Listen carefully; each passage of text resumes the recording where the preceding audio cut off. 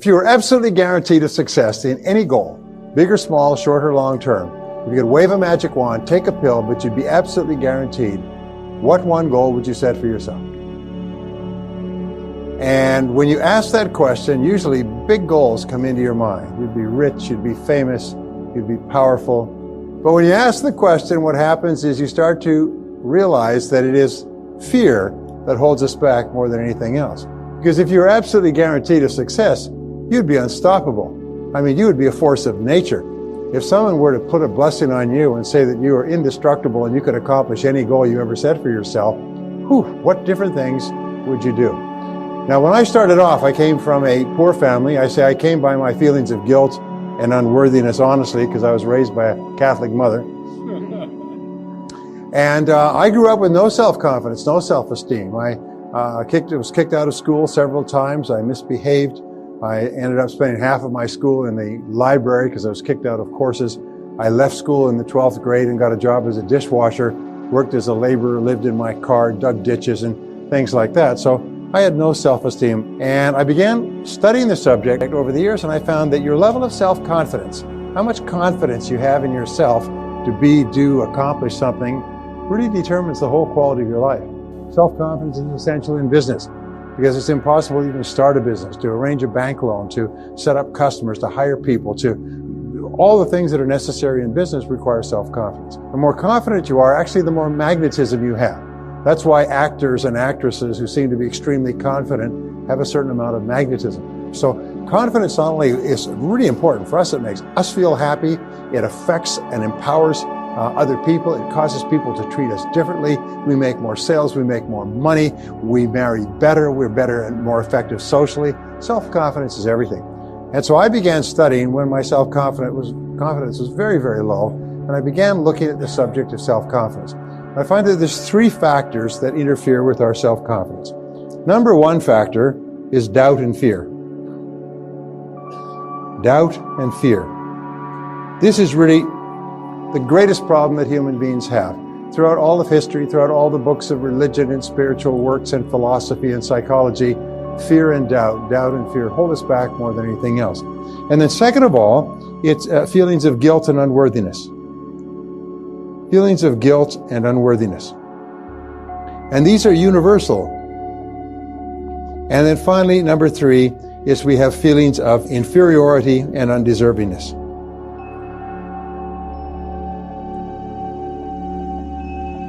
It's absolutely amazing. They've done lots of work with AIDS patients, and they find that some people who have AIDS live for years and years and years, and some die. And they found that the critical thing is the feeling of worthlessness.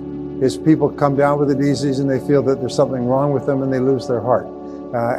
Viktor Frankl, when he was in the Nazi death camps at Auschwitz, said as long as people believed in something, they stayed alive. As soon as they stopped believing, they just died. And so we all have these feelings. In fact, a feeling of undeservingness is one of the dirty little secrets that we have with regard to success. As you've heard the old expression, fear of success. So no such thing as fear of success. It's just a pop suggestion. It's feelings of undeservingness. We don't feel that we're worth it. And so people who unconsciously don't feel that they're worth very much, they will work very hard on the outside to achieve success, and then they'll sabotage themselves. So these are the big three. And where do doubts and fears come from? Where does guilt and unworthiness come from? Imagine if you had no doubt at all, completely self-confident, no fears at all. Is if you felt fabulous about yourself and your ability to accomplish things. If you felt like you deserved all good things in the world, think how much different you would be. And then you look at people who are really successful and happy, and that's the way they are. And as it happens, nobody starts out that way. So I began studying this, and this is really what got me going, and I have now been teaching for 25 years, but I began with these very principles we're talking about today. So what we know is that all habits, including emotional habits, are learned.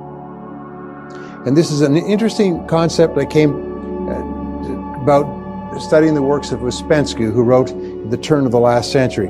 But emotional habits, or ways of feeling, ways of responding emotionally, are all learned.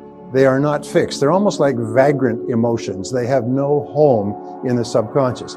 If they were fixed, and certain phobias and certain mental illness is fixed, if they were fixed, they're locked in, you can't get them out.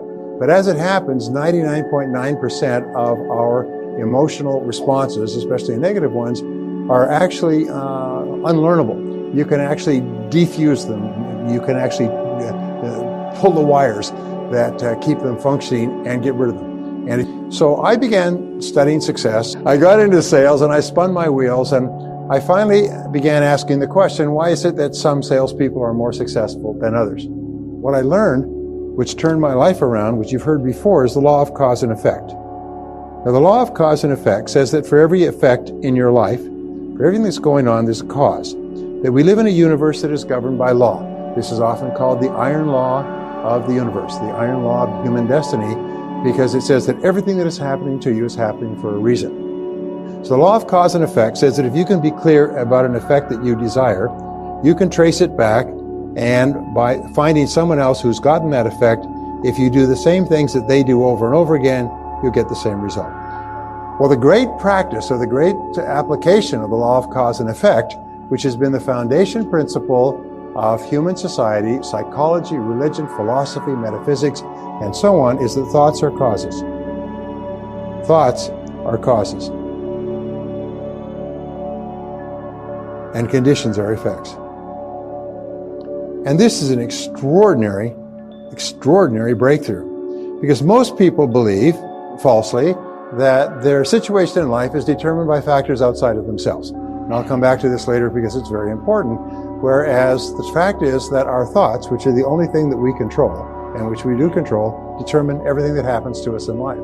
They determine the quality of our life, the quality of our relationships, the quality of our health, how long we live, how much money we earn, the home we live in, the friends and social relationships we have, our level of happiness and self-confidence. Thoughts are causes and conditions are effects. And over the last 5,000 years, a series of mental laws have been discovered. In fact, back before the time of Christ, there were what were called mystery schools. And mystery schools were schools of people who would withdraw to the mountains, and they would study for years. And over the course of the years, they would be taught these principles. Today, the great findings of the mystery schools are available to us as simple as gumdrops and newspapers. But 99.9% of people have not discovered them. So I want to give you some of the discoveries in the mystery schools, which many people today are rediscovering and going, whoa, it's like a teenager discovering sex. I mean, wow. Never seen it before. So the second law discovered in the mystery schools was the law of belief. The law of belief has a great cultural heritage. It's the foundation of virtually all religions and all philosophies. And it basically says this, is whatever you believe with feeling becomes your reality. Whatever you believe with feeling becomes your reality.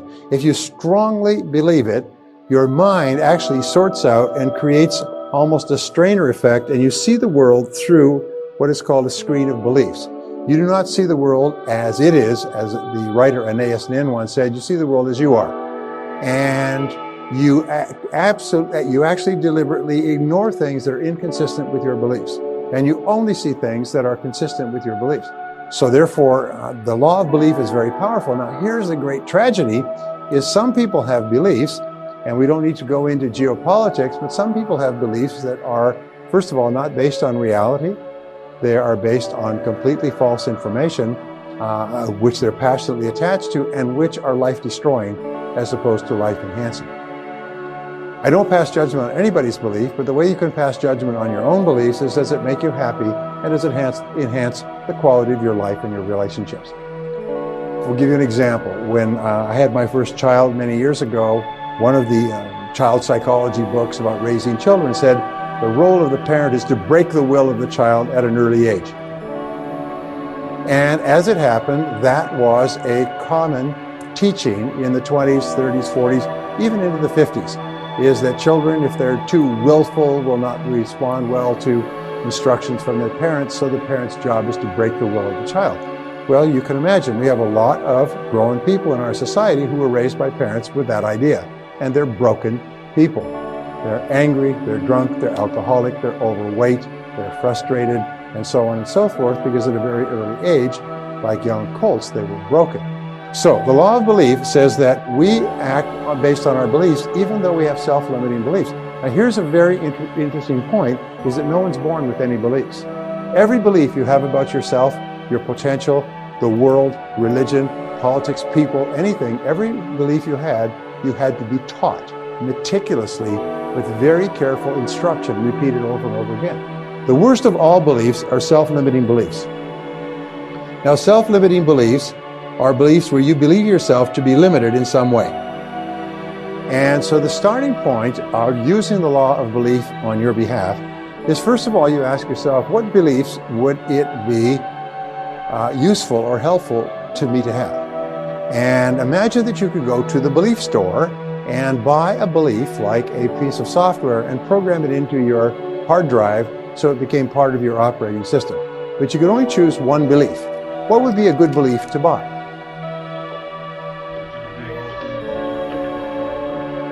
That you could do all things that you think about and want to do. That's almost dead on, sir. You may go now. Well, a friend of mine spent 18 years studying the biographies of more than 500 men and women who had started with nothing and became successful. And he was looking for the common denominator of success, and he found it. He found that every single one of these people throughout their lives absolutely believed that they were going to be a big success. They absolutely believed they were going to be a big success when they grew up, and no matter what happened to them in their adult lives, and they never lost sight of that. Like the three wise men following the star, they felt that everything that happened was part of the process. Every setback was a lesson. Every pain was something sent to teach them something that would be helpful, and they never stopped believing in themselves. So if you could buy one belief, the belief is this, is that you are destined to be a big success, that you have incredible potential, that you're surrounded by incredible opportunities, and that you're going to be a huge success in life, and everything that's happened up to now is part of your preparation.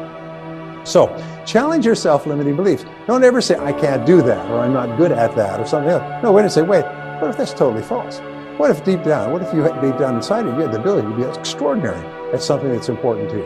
Whether it's skiing or skydiving or mathematics or selling or earning money or running a business. You probably have more ability than you can dream of, but don't sell yourself short. Now in the Bible it says, according to your faith it is done unto you. It's one of the most important principles of the New Testament. In the Old Testament it says, as a man thinketh in his heart, and the heart stands for the subconscious mind, which means a deep belief, so is he, or so is she. Now, William James says, beliefs create the actual fact. Is that if you have the belief, it actually becomes the fact, because you always act in a manner consistent with the belief, and as a result, you get the results consistent with your actions. And you can control your beliefs. Is it easy to change your beliefs, especially old negative beliefs? No, it's not easy. Is it possible? Absolutely. Is it easy to lose weight? No. Is it possible? Of course it is. Now, the number 3 law is called the law of expectation. Now, the law of expectation, there's an entire field in economics called expectations theory. There's an entire field in psychology called expectations theory. Your expectations largely determine the quality of your life in this sense, is that whatever you expect with confidence becomes your self-fulfilling prophecy. Whatever you expect with confidence becomes your own self-fulfilling prophecy. In other words, you are always telling your future by the way you talk about how you think things are going to turn out.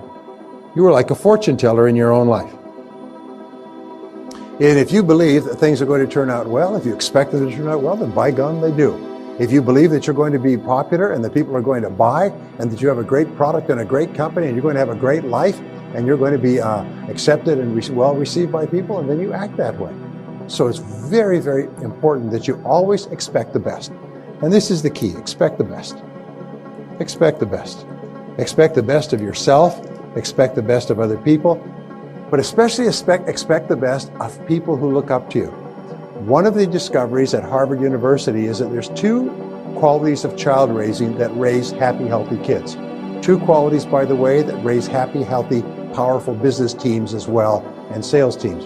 Number 1 is a democratic environment.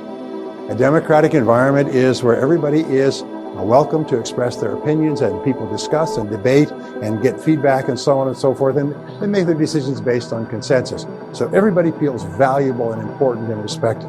That's number 1. For kids, it's phenomenal. Ever since my kids have been little, I always ask for their opinion. What would you like to do? Where would you like to go? Now as they grow up, we take turns. Where would you like to go for dinner? Where would you like to go? And so on. And the kids decide.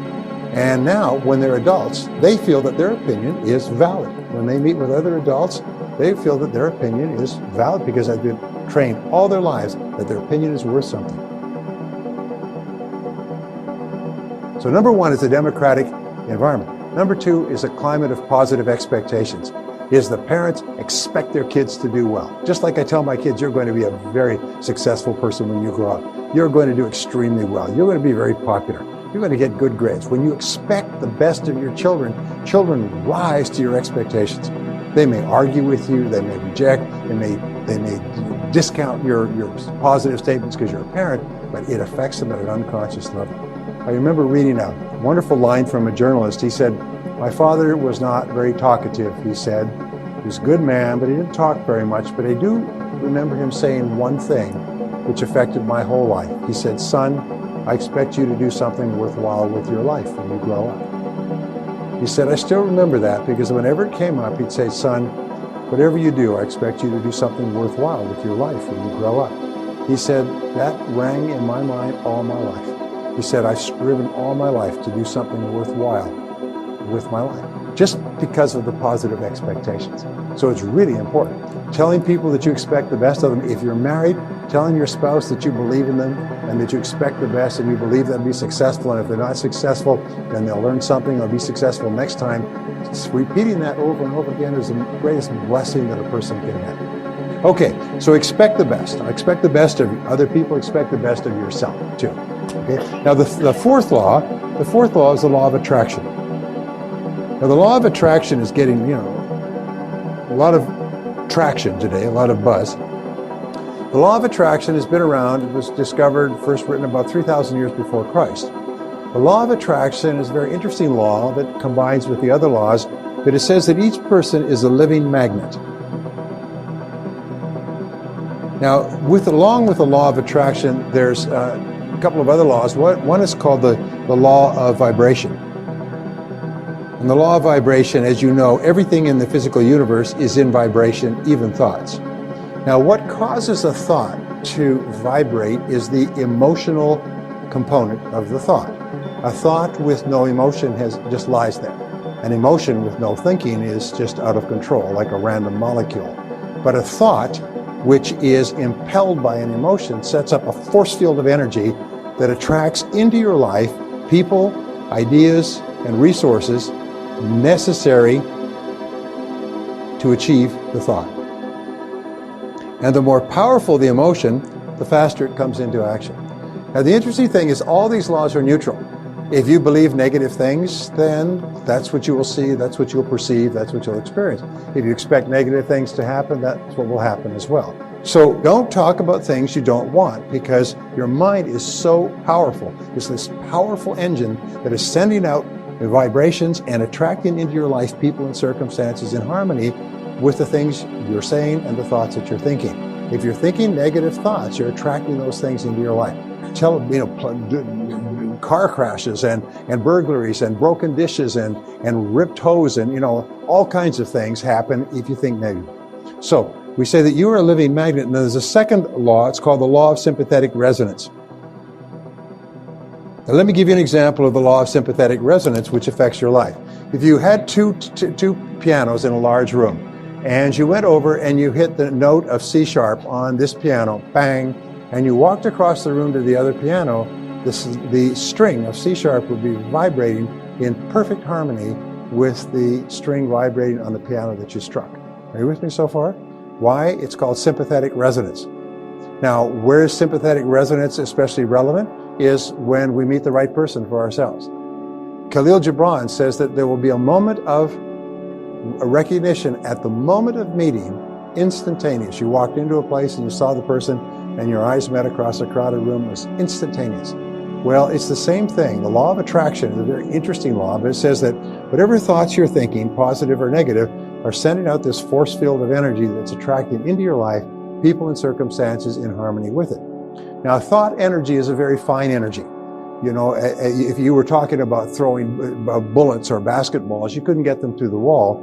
But thought energy travels at 186,000 miles a second, like the speed of light, and it can literally go across the world instantaneously and through all substances. I'll give an example of the law of attraction that you've experienced many times. You're talking to your friend about somebody else and the phone rings and it's them. You ever had that happen? And you say, we were just talking about you. And the other person says, well, I just had this impulse to phone you. This happens throughout your life. If it happened once or twice, you could say, well, that's an interesting coincidence. But if it happens repeatedly throughout your life, then you know that there's a law at work. So how do you use the law of sympathetic resonance, the law of attraction? It's very simple. You keep your mind on what you want. And you think about what you want in very positive terms. You think about things that make you happy. You think about people that you love, and you think about success experiences.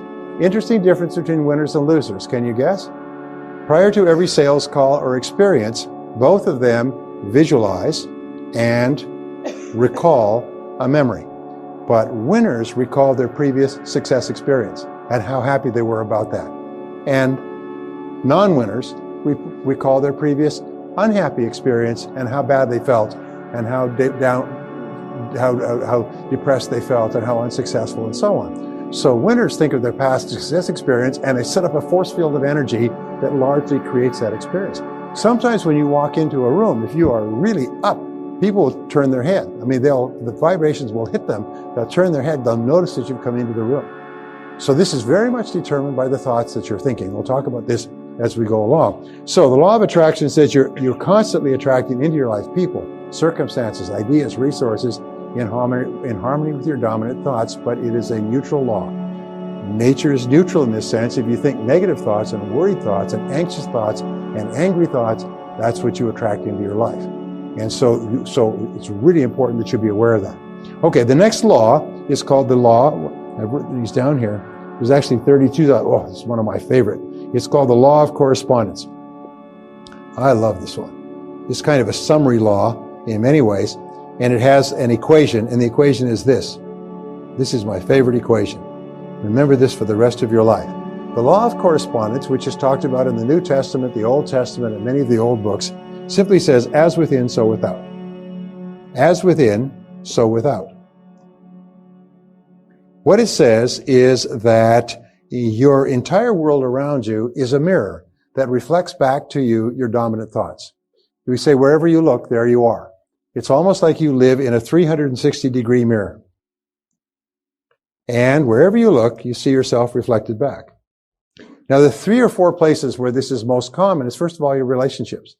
Now, remember, human beings are extraordinarily sensitive, so that if you have negative thoughts going on about anything, you affect the relationships close to you instantaneously. They'll pick it up across a crowded room. Women, by the way, are far better at this than men. Men are kind of like blocks of cheese, but women are like high-tech computers. Have you ever had an experience? Every man's had an experience. They phone home, they say, hi. She says, what's wrong? That's all you said is hi or hello. She said, what's wrong? Is it your boss again? How did you know? A woman can pick it up with a single word. You can walk in the door and say hi, and she'll just go, instantly, she'll just read it. With regard to relationships, your relationships almost instantaneously will show you what's going on inside your own thoughts. If you're feeling happy, your relationships will reflect it immediately. If you're unhappy or angry for some reason, they'll reflect it immediately. A second area, by the way, has to do with income. Is your outer world of income will be determined by your inner world of attitude toward money, earning, productivity, performance, and everything else. With regard to your health, your inner world of attitude toward health, food, diet, fitness, everything else determines your external world of health. And so, and also to success. If you believe that you're going to be a big success, or you believe it on the inside, then you'll see it. It'll be reflected back to you in your outer world. Remember, most people look at a mirror. If they don't like what's in the mirror, they bang and pound the mirror. But intelligent people realize that whatever they see in their outer world is coming from themselves. So they always ask this great question, is what is it in me? What is it in me that is causing what's going on in my environment? Now this is the question of the superior person. The average person always tries to blame something in their external environment or someone, past, present, future. The next law is called the law of subconscious activity. Now the law of subconscious activity And there's all kinds of stuff that is written for popular reading. The law of subconscious activity basically says that your subconscious mind functions automatically. It is like clay. It takes the imprint of your conscious thoughts, and then it makes all your words and actions consistent with your previous programming. It makes your words and actions consistent with what you've put in the past.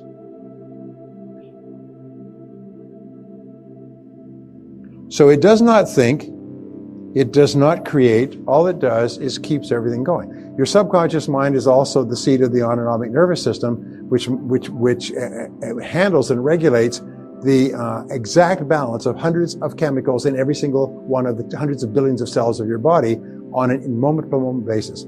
They say the subconscious mind makes 500 million commands a second. I mean, that's how fast it does. It basically keeps a chemical balance of every single cell in your body at a perfect level.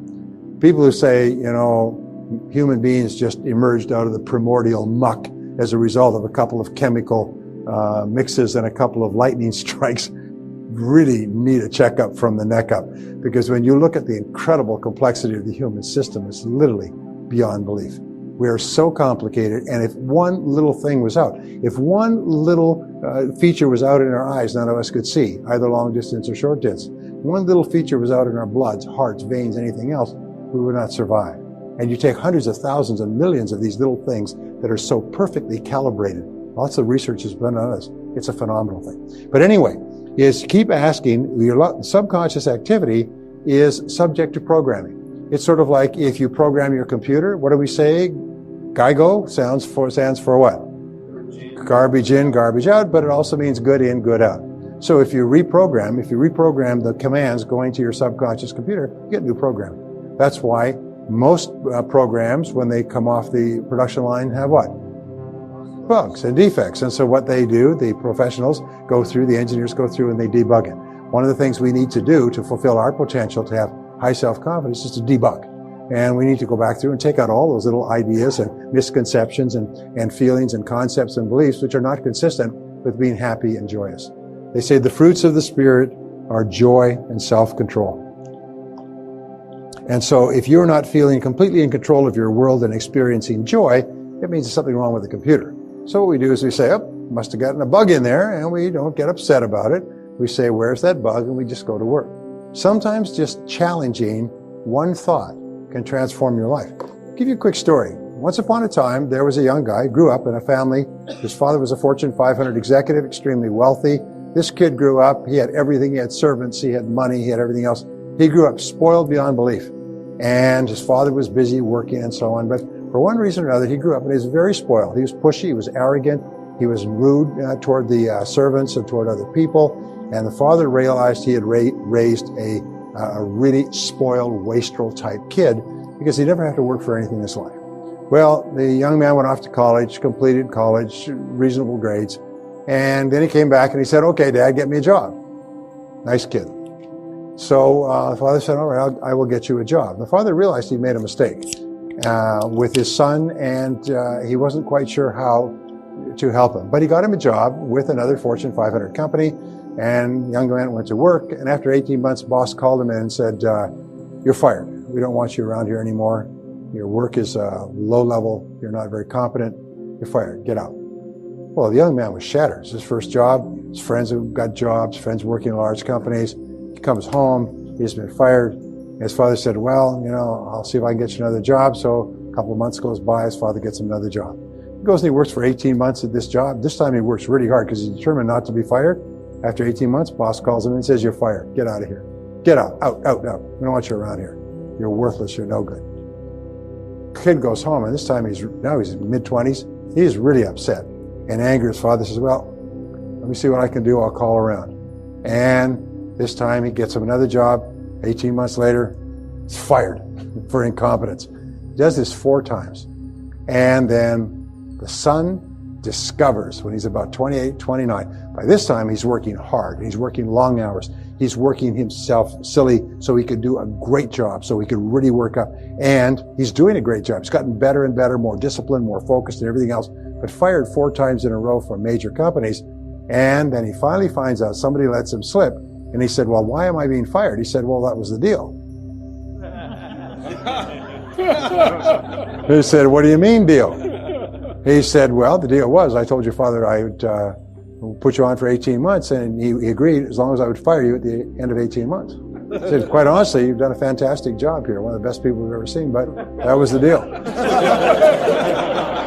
This young man went home, and he's in his late 30s, he is so mad. He gets into a shouting contest with his father. He swears at him, he says, that's it. He said, I will never talk to you. I will never have anything to do with the rest of my life. He walks out, leaves, gets his own job this time with a Fortune 500 company, becomes a crack executive, moves up to a senior position. He's well paid, well respected. And at the age of 38, he's still mad. He's talking to his spouse or something else and what his father did all over his 20s. And his spouse, his wife said, honey, did you ever think that maybe your father loved you so much he was willing to put you through all of that, knowing you'd end up hating him? But he did that to make you the kind of man that you've become today. And it was just like a whack in the face. And suddenly the son realized, in all honesty, he was a jerk when he came out of school. And that now he was a successful, highly respected person. And it would never have happened in the absence of those experiences. So he went to his father. He's now 38 years old. Father's about 60 something. Went to his father and confronted him and said, is this true? And he said, yes. He said, I hated to do it. He said, but I realized I'd made a mistake in raising you, and I had to compensate for it. I had to make you the kind of person that you could be, and that would only happen with adversity. And so I was willing to lose you in order to save you. And they embraced, and they became the best of friends for the rest of their lives. True story, by the way, true story. So my point there was what he did is from being angry to the age of 38, he changed his perspective and realized that what had happened was a good thing.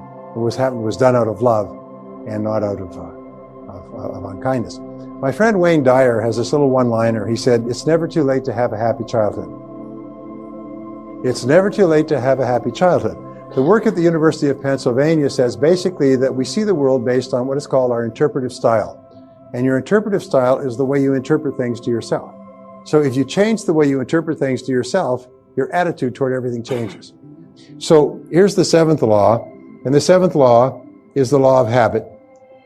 And the law of habit says that whatever you do repeatedly over and over again becomes a new habit. So you can develop any emotional habit. You can develop an emotional habit of confidence, of optimism, of happiness, of joy, of positive expectancy. You can develop a mental habit by simply repeating certain things over and over again until you do. And I'm going to show you how to do that. So here's the bottom line. The bottom line, when you take all these habits together, all these mental principles together, is that you become what you think about most of the time. You become what you think about most of the time. Now, it's not what you think about fleetingly that passes through your mind, but it's what you think about most of the time. As Emerson said, a man is what he thinks about all day long. So the question is, what do you think about most of the time? And the rule is, if you change your thinking, you change your life. If you change your thinking, you change your life. And there is no other way. And this brings us to the greatest discovery of the 20th century, the discovery of the self-concept. I call this the master program.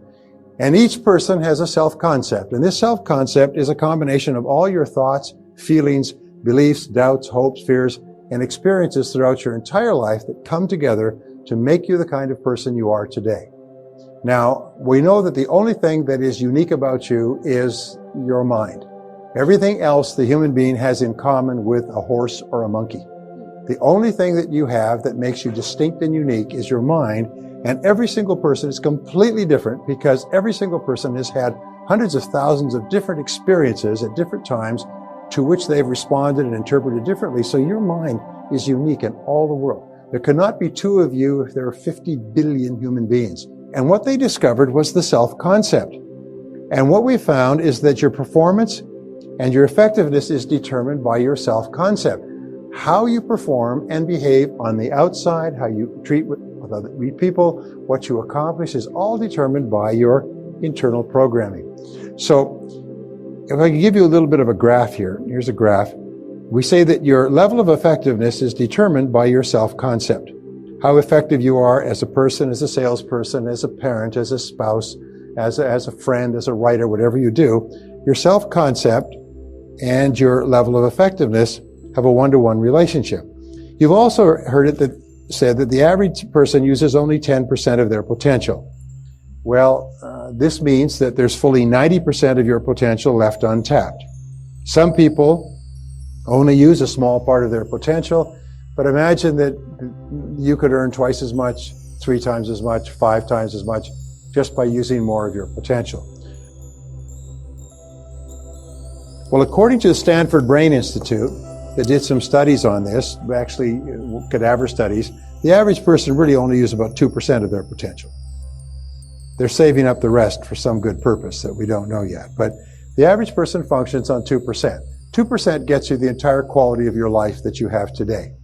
That means, by the way, average is 2%, some are less than that. Some use less than that. And what we do is we use it to get up in the morning, brush our teeth, go to work, go home, watch television. But we don't use it for very much. But let's just pretend and say we use 10% of our potential. That means that your self-concept is limited to only 10% as well. We also know that each person has a series of mini self-concepts. Now, you have a self-concept for every part of your life or work that you consider to be important. For example, you have a self-concept for every sport that you play. You have a self-concept for how well you sell. You have a self-concept for how you dress and for how much you weigh. You have a self-concept for your creative ability and your memory, your ability to tell stories, your sense of humor. You have a self-concept for your appearance. You have a self-concept for any kind of musical instrument or anything else you do. You have a self-concept for how much money you earn. What they have found is that every person has a self-concept which is like a thermostat. And this self-concept with regard to money, you never go more than 10% above or below your self-concept level of income. If you earn 10% or more above your self-concept level of income, you immediately go into what I call throwaway behaviors. You do everything possible to get rid of the money. You give it away, you spend it, you go out for dinner, you buy champagne, you order drinks for everybody at the bar. That's why if ever you win a prize or something, the very first thing you think of, let's go on a vacation, buy a motorhome, get some jewelry. And 68% of people who win the lottery are broke again within 3 years. They have more money than they've ever had in their life, but it takes them so far out of their self-concept that they go just like a rocket that goes off course and starts to spin, and they go crazy.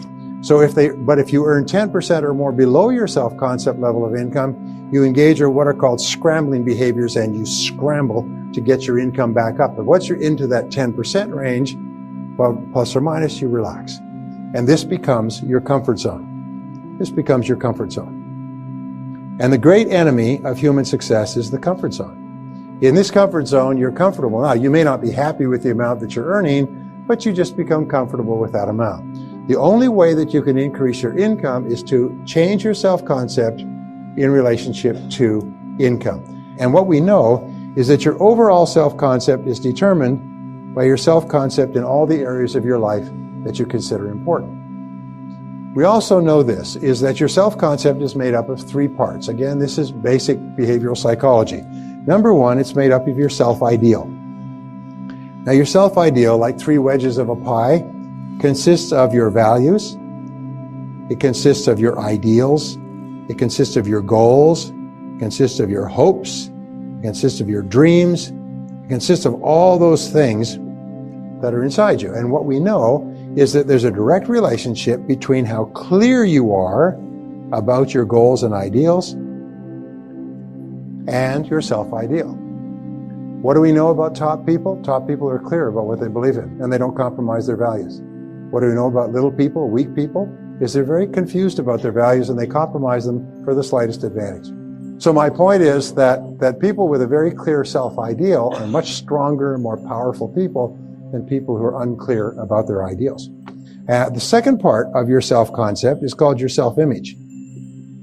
And there's hundreds of books on self-image psychology, but basically what they say is your self-image is the way you see about yourself and the way you think about yourself.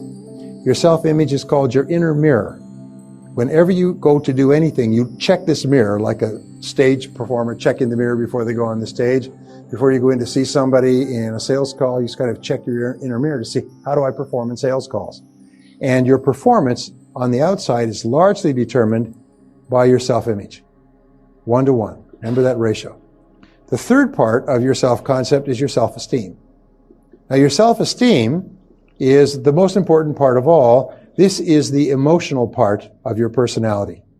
This is what I call the nuclear reactor core. This is the energy source. This is the power in the human personality. Your level of self-esteem determines your level of vitality, energy, personality, sense of humor, creativity, personal strength, influence, persuasiveness, and so on. So your self-esteem is critical, and your self-esteem is defined as how much you like yourself. How much you like yourself is the measure of your self-esteem. How much you like yourself. Here's an interesting point, is whenever your self-esteem, your self-image, your personal performance is consistent with your self-ideal, the person that you would most like to be, your self-esteem goes up. Whenever you do anything that is consistent with the best person you could be, you feel happy, you feel proud, you have greater self-respect, you have more energy. Whenever you do something that's not like you blow up, you get mad, you swear, you do something that, that's not consistent with the best person you could be, your self-esteem takes a hit. But when you start to act in a way consistent with the best that you know, your self-esteem goes up.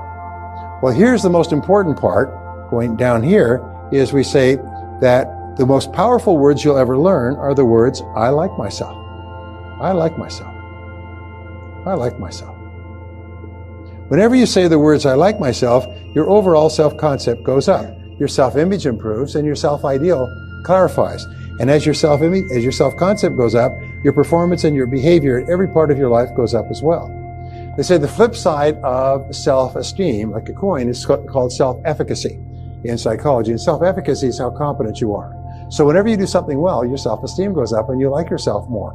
And the more you like yourself, the better you do. And the better you do, the more you like yourself. And the more you like yourself, the better you do. And you get onto an upward spiral. So what we found is the most powerful words that you can use prior to any event of importance are the words, I like myself. Say it. Say, I like myself. I like myself. Now say it like you mean. Say, I like myself. I like myself. Now you notice the first time you say it, and I went through this many, many years ago, first time you say it, you may feel a little uncomfortable. Some of you didn't say it with too much enthusiasm. You said it because everybody else was saying it, but you felt a little bit guilty, like undeserving. Like that's, like a little bit, it's not quite right. Well, that's perfectly normal. It's perfectly normal. What it means is somebody's programmed some kind of defect into your computer, a piece of negative information that's inconsistent with liking yourself. And what happens, it's called cognitive dissonance in psychology. The new message hits the old garbage and goes bang, like a bang, and it creates a stress. And the stress is felt like a feeling of discomfort. Are you with me so far? So whenever you say the words, I'm the best. I'm the best. I like myself. I like myself. When you say these words, the first time you say them, you may feel a little uncomfortable because they may feel to be, not consistent with reality. But the more you repeat them, it's like driving a pile in a river. The more you repeat them, you drive them deeper and deeper into your subconscious mind. And gradually these words will reprogram all the old garbage in there and blow it away, almost like a psychological roto-rooter. So you get up in the morning saying, I like myself, I like myself, I like myself, I like myself. You go through the day, I like myself, I like myself. And when we're in business, our self-esteem is taking a hit all the time, like a tire or an inner tube losing air, so you have to keep pumping it up. I like myself, I like myself, I like myself, I like myself. Somebody's rude, slams down the phone, shows you to the door, waste your time. I like myself, I like myself, I like myself, I like myself, I like myself. You've got to keep yourself up. You make it a game. Now, I don't suggest you say this in crowded washrooms or elevators, but just say it to yourself on a regular basis, because the idea of liking yourself is the purest and most positive statement you can give from your conscious mind to your subconscious mind, because it's like mummy's kisses. It makes everything okay. Takes all the pain away. It's impossible to like yourself and feel negative. It's impossible to like yourself and be angry. It's impossible to like yourself and be worried. And your mind can only hold one thought at a time, positive or negative.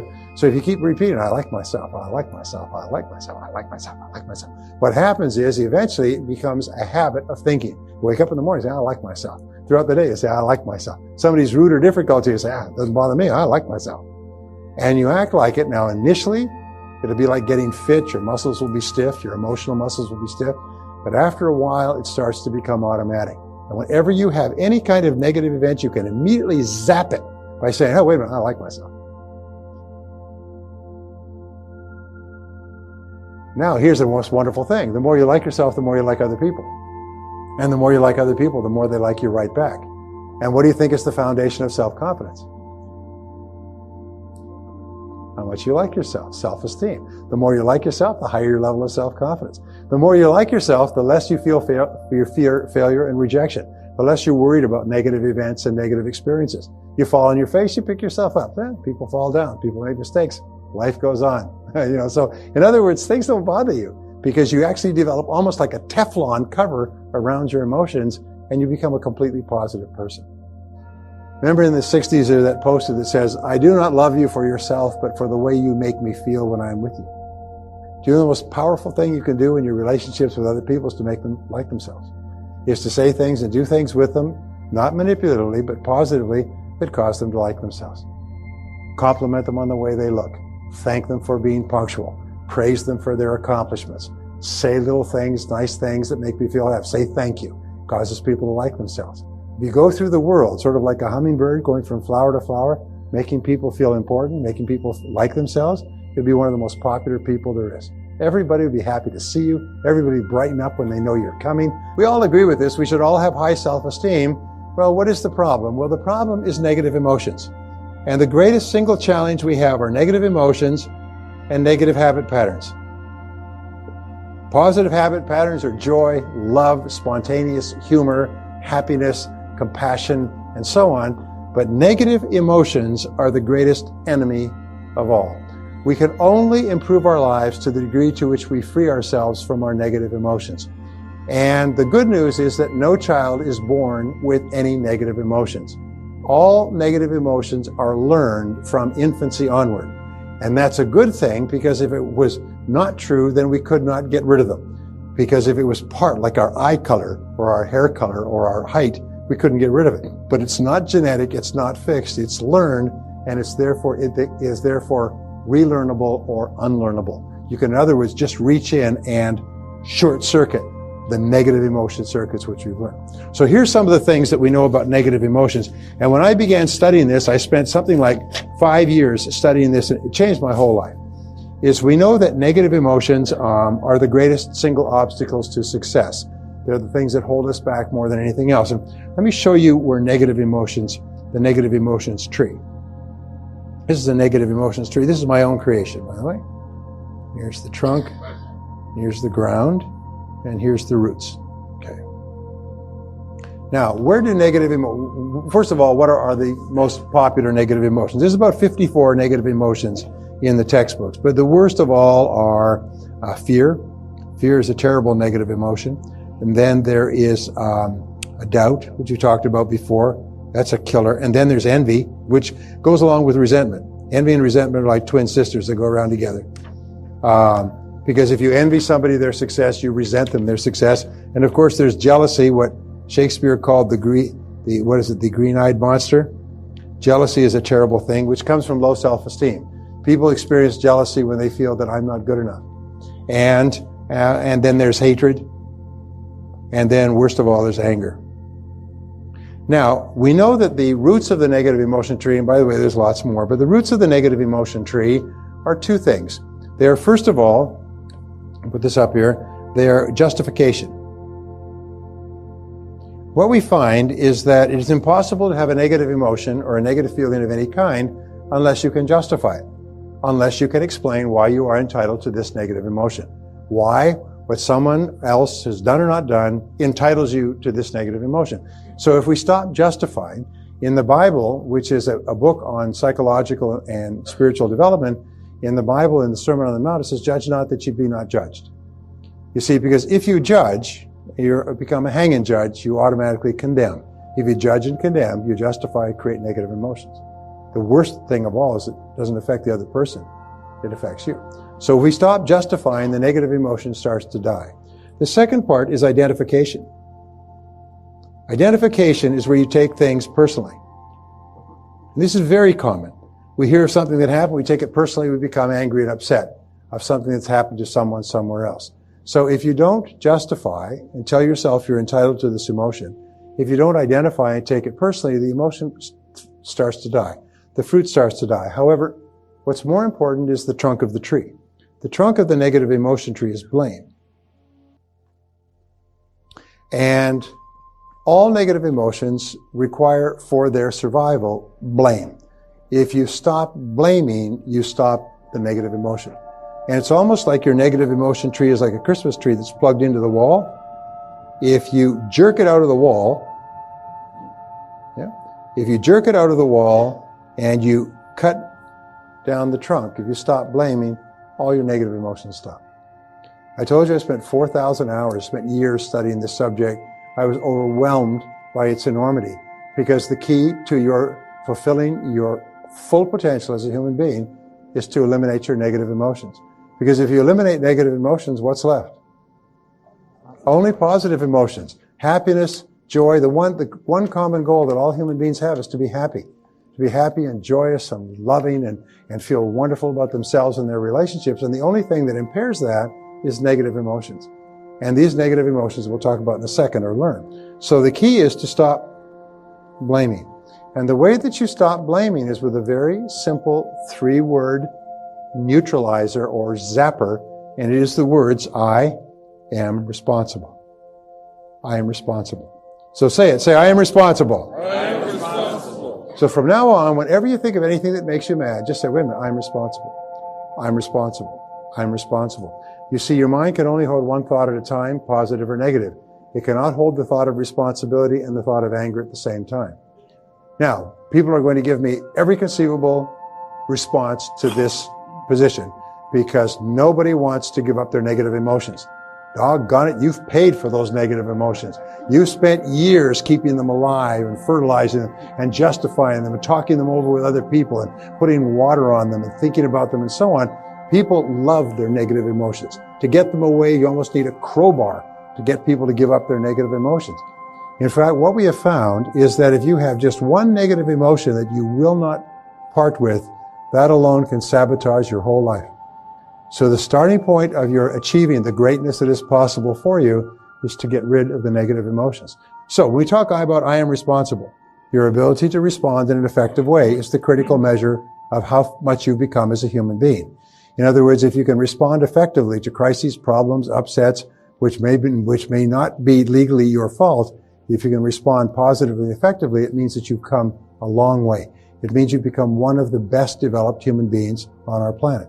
Because average human beings fall apart, get angry, blow up, go into chaos, throw fits, have tears, threaten to sue, and pour drink down their throat and everything else when they have a reversal.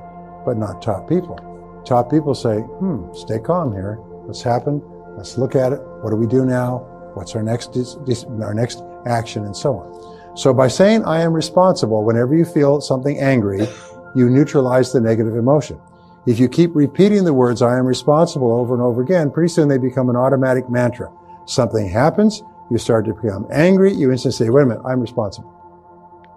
So we know that no child is born with any negative emotions. Children come into the world and they have an incredible need for love. Love is the most powerful need that children have. The child needs love like roses need rain. They come in completely pure. They have no negative emotions at all, except for 2. They have only 2 fears, fears of falling and fears of loud noises. All other negative emotions must be taught to the child from childhood. When a child comes into the world, they have 2 wonderful characteristics. First of all, they're completely uninhibited.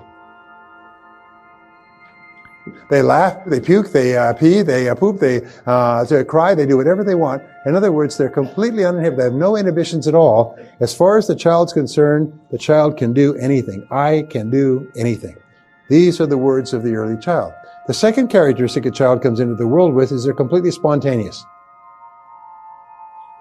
They do exactly what they want. They say what they want. They cry, they gurgle, they pee, they squeal, they play, they do whatever they want.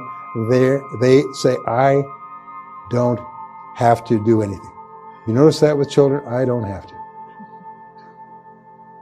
And so these are the 2 characteristics.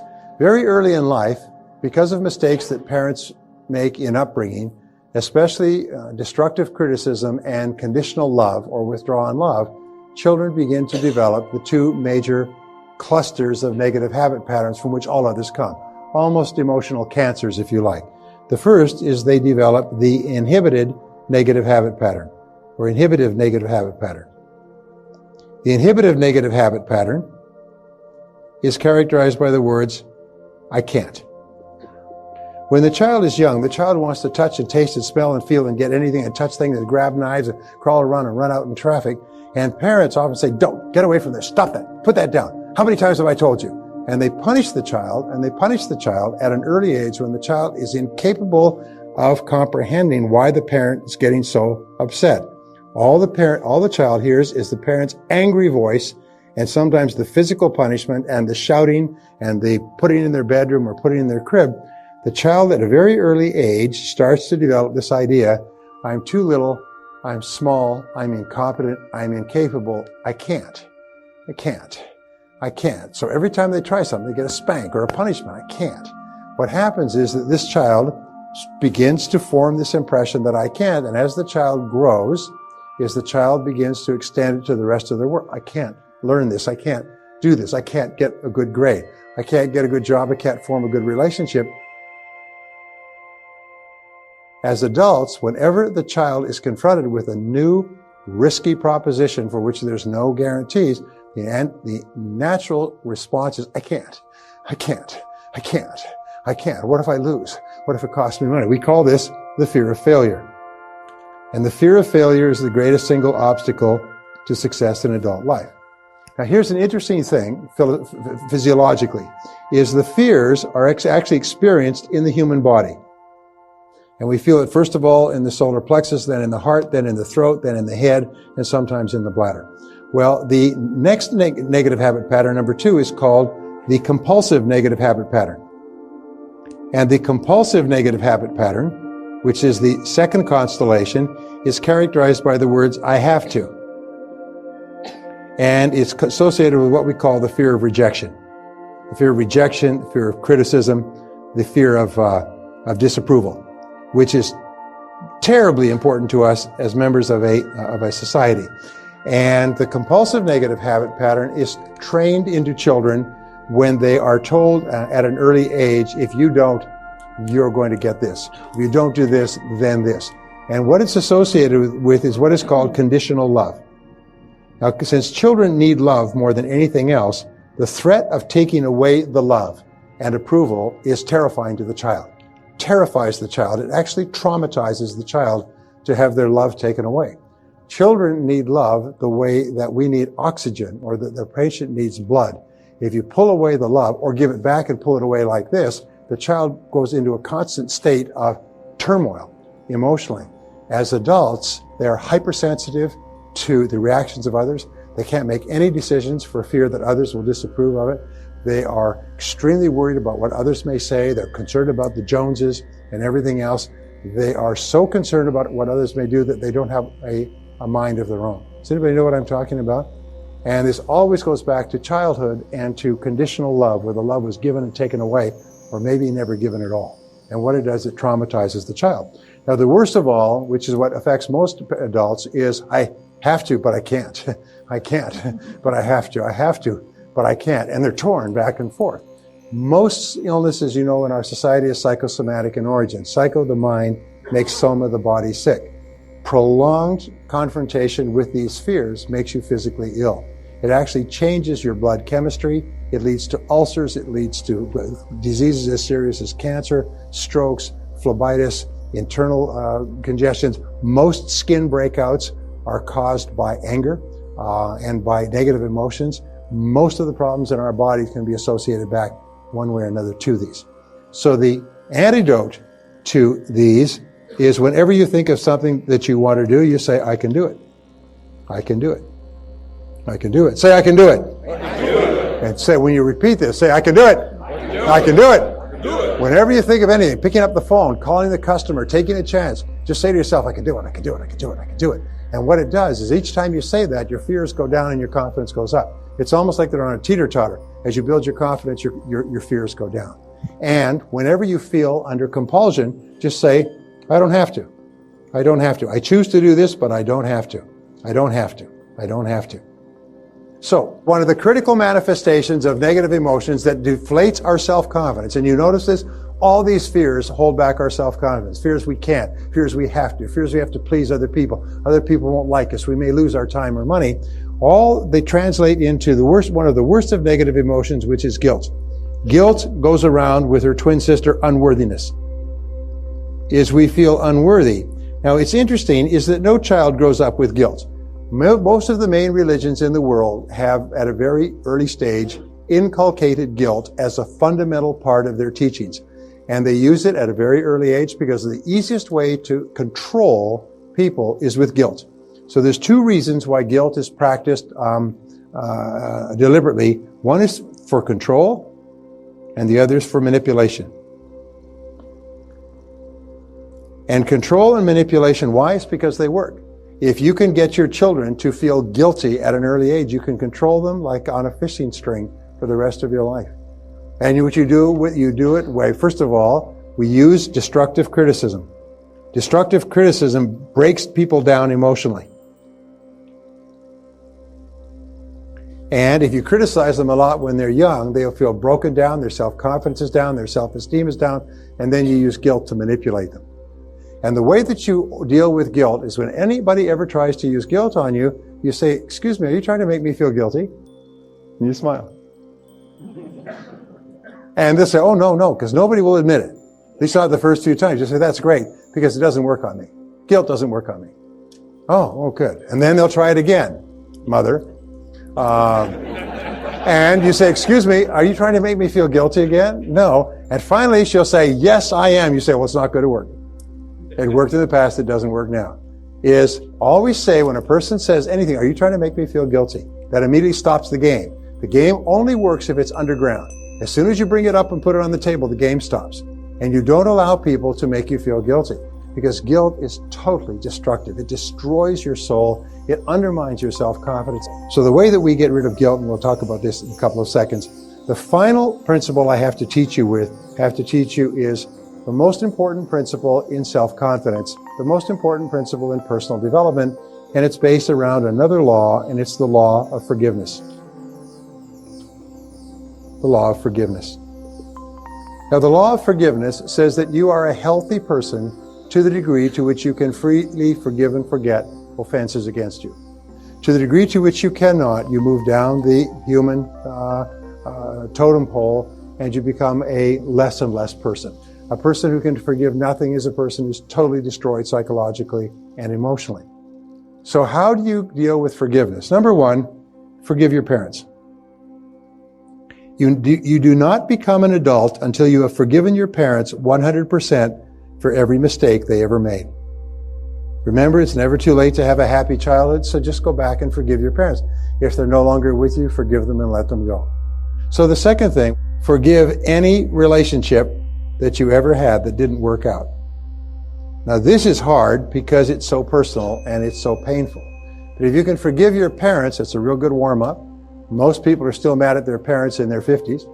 If you then forgive every previous relationship, you accept that you were at least partially responsible for getting into the relationship.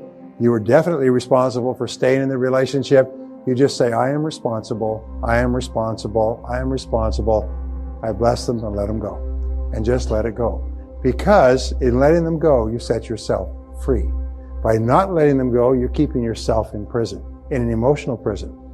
The third thing that you can do is forgive everybody else. Forgive everyone else in your life that has ever hurt you in any way.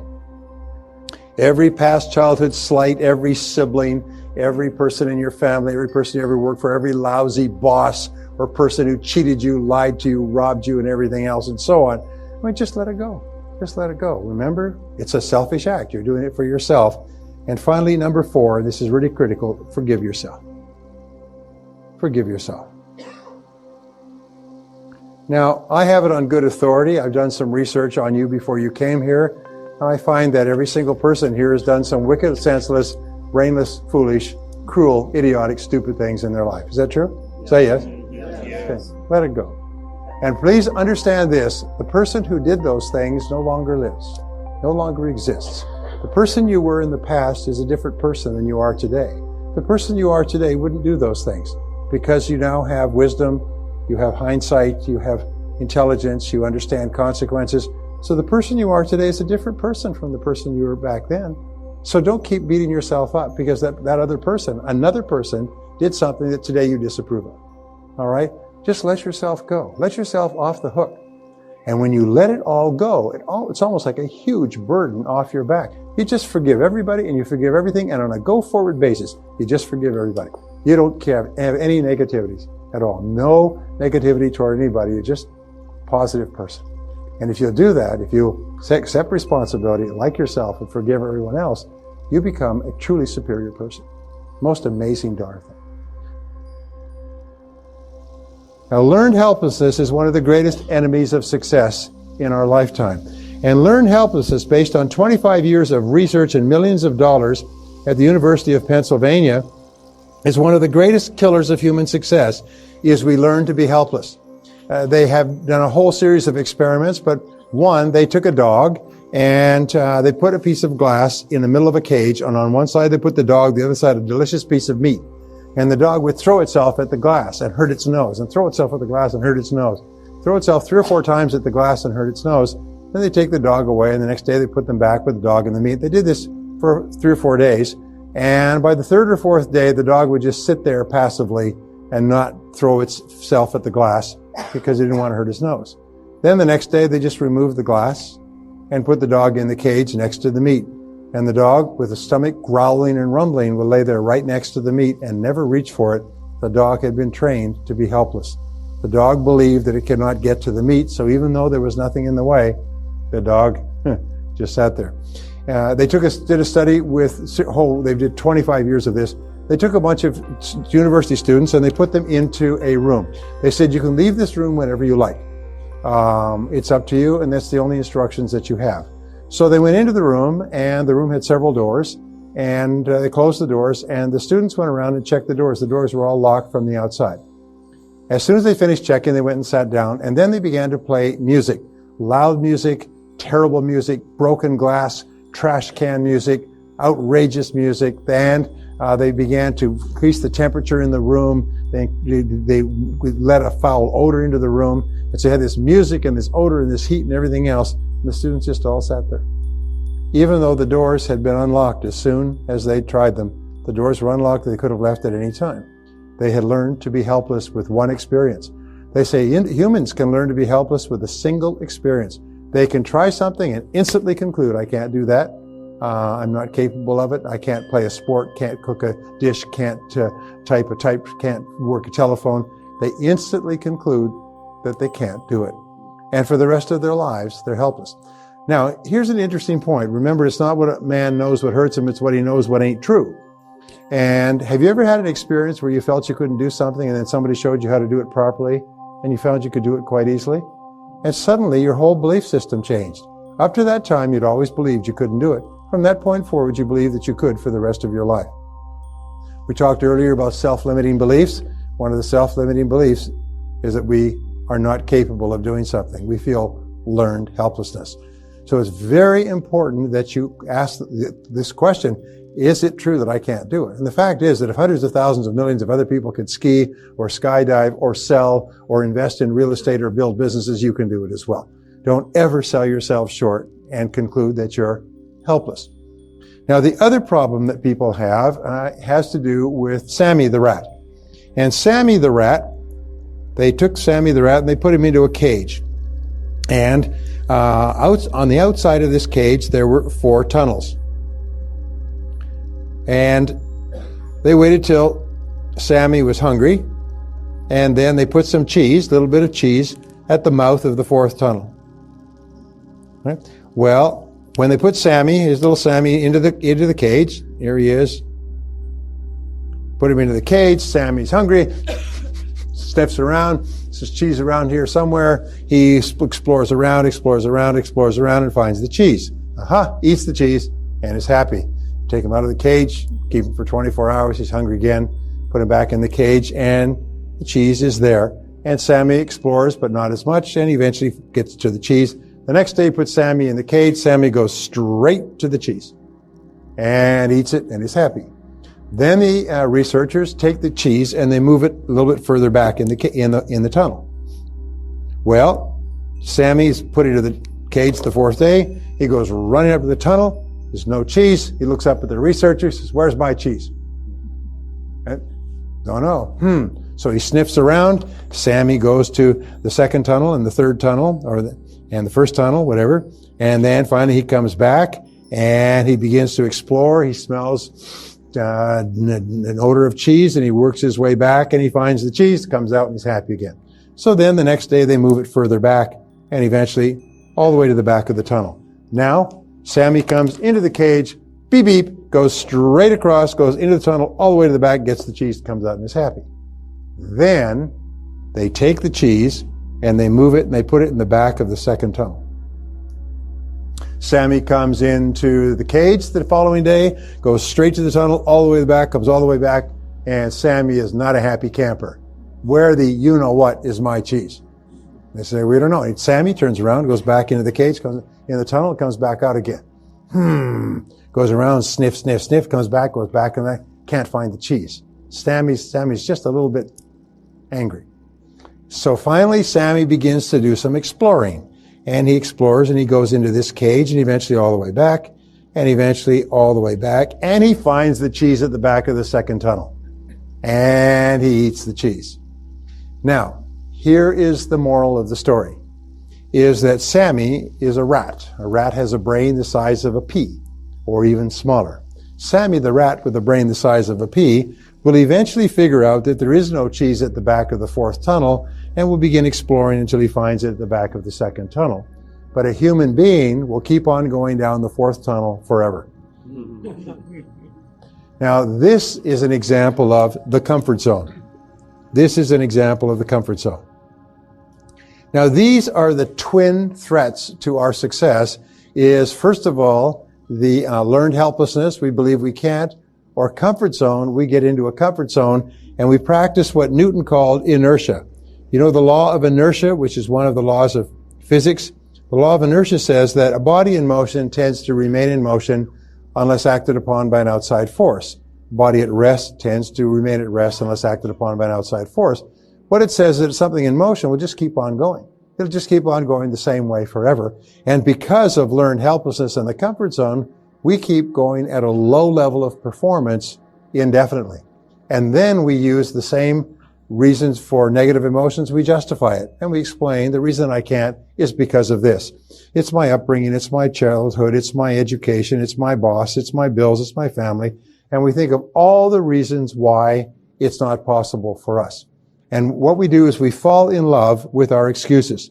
We develop a disease called excusitis, which is an inflammation of the excuse-making gland, which is invariably fatal to success.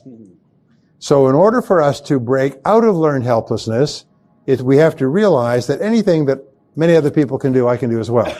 I may not be able to do as quickly as them, but I can do it as well. We need to break out of the comfort zone by setting bigger goals. And it has to be a goal that's worthy of you, so it's got to be something big and exciting.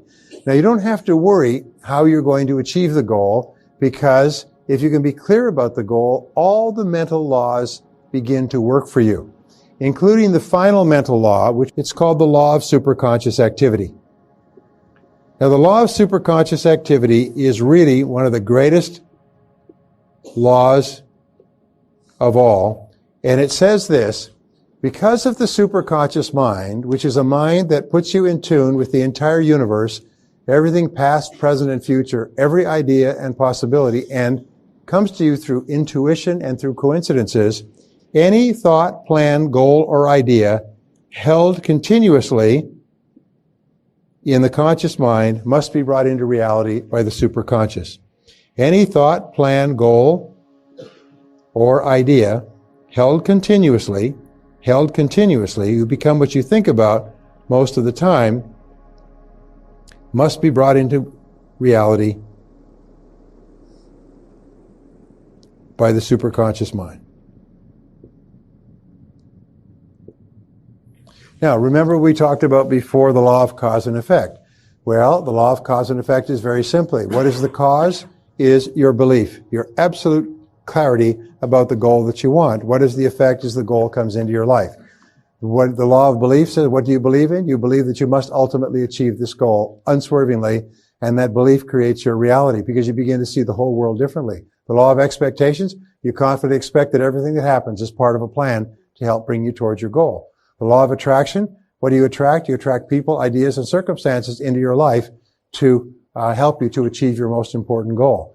The law of subconscious, the law of correspondence, your outer world corresponds to your inner world of goal setting. The law of subconscious activity, you continually program your subconscious mind with a clear picture of your goal, and your subconscious mind arranges all your words and actions so that they fit a pattern consistent with achieving that goal. And the law of habit is you think about your goal repeatedly over and over again until it becomes a habit to wake up in the morning and think all day about your goal. And so all you need to do to raise your self-confidence, your self-esteem, and your level of attainment high is to have an absolutely crystal clear goal and work on it every single day. Psychologists recently have concluded what I started teaching 25 years ago, that as you feel yourself moving towards something that is important to you, your self-esteem and self-confidence go up. You feel happy, you feel powerful, you feel strong, you feel a surge of energy and elation, you're more creative. All of your best qualities emerge. How do you blot out all the negatives in your life? You think about your goal. Whenever you think of something that makes you unhappy or negative, you swing your thoughts off them like a searchlight and you think about your goal and you talk about your goal and you work on your goal, because your mind can only hold one thought at a time. And if you're totally determined to achieve a single goal and you think about it and work on it every day, eventually all the other things will fall away. There's a wonderful line we use that says, when you turn toward the sunshine, the shadows fall behind you. And when you start to think about your goal, the shadows fall behind you and all the little negatives begin to disappear. And if you start to think about things that make you mad, you say, wait a minute, I'm responsible and I like myself. I can do it. I can do anything I put my mind to. You just talk to yourself. You become your own cheerleader.